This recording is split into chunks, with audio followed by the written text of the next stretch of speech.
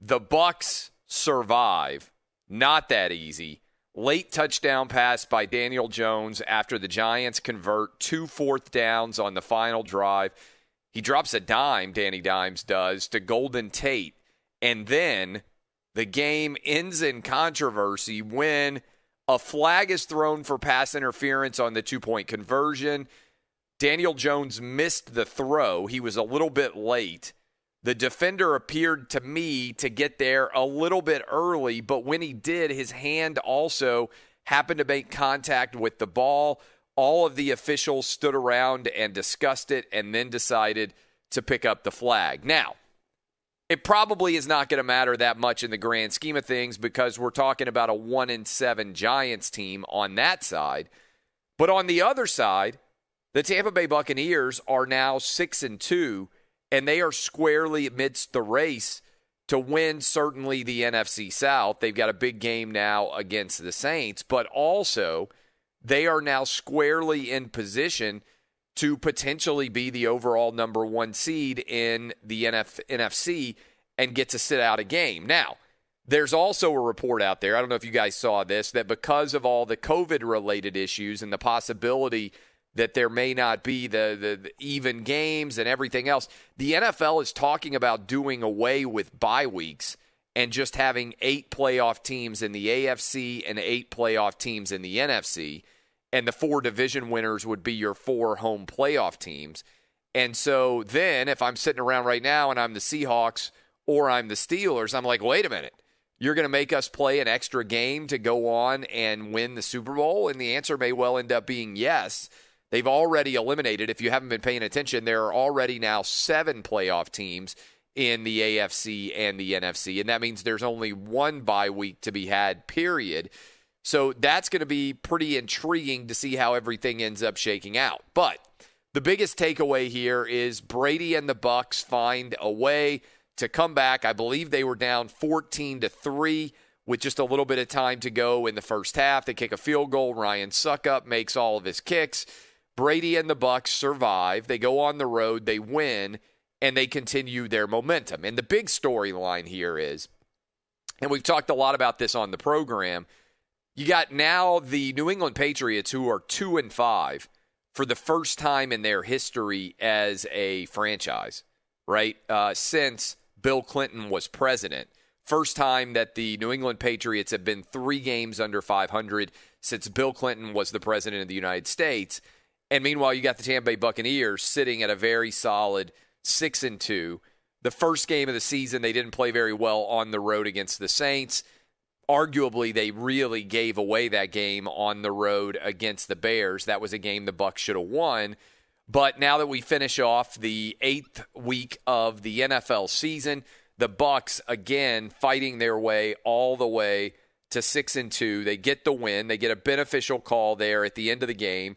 I loved, by the way, the reaction of Blaine Gabbert on the touchdown pass because right before that touchdown pass, the Giants had to convert a 4th and 16, and they managed to do it. So it was looking like, hey, maybe there's going to be some stress down here before all is said and done. But again, the Bucs get the win to get to 6-2.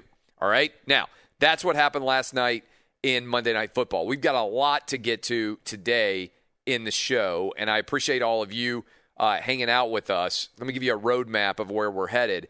Jason Whitlock is going to join us in the first hour of the program, my partner at Outkick.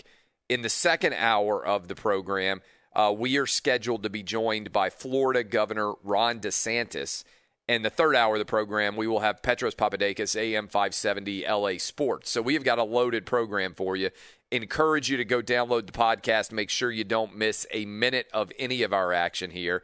If you're only in the car for a few minutes starting off your morning, you're missing a lot. We have a lot of fun on this program. And one of the things we do that I think is an awful lot of fun is we give you the best teams in the NFL when the weeks end. I come on and I analyze and I break down what I believe are the top 5 teams in the NFL. So let me do that right here. Got the melodic tunes there in the background.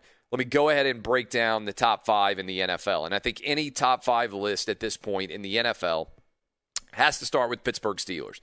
Steelers are the only undefeated team left in the NFL. They are 7-0. In back-to-back weeks, they have gone on the road and beaten the Titans, and now they have gone on the road and beaten the Baltimore Ravens. They have a substantial lead now in the AFC North, 2.5-game lead over the Baltimore Ravens.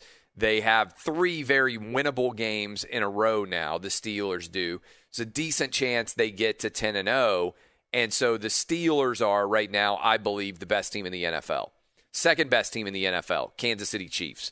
I'm bumping down the NFC teams. The Chiefs, I know they have the one loss to the Raiders, and that wasn't a great performance. And I know they've played close games against the Chargers. They've played close games in, frankly, games that should not have been very close. The Patriot game ended up being fairly close as well until some late scores. But I believe that the Chiefs can flip a switch. They have the best quarterback in the NFL in Patrick Mahomes.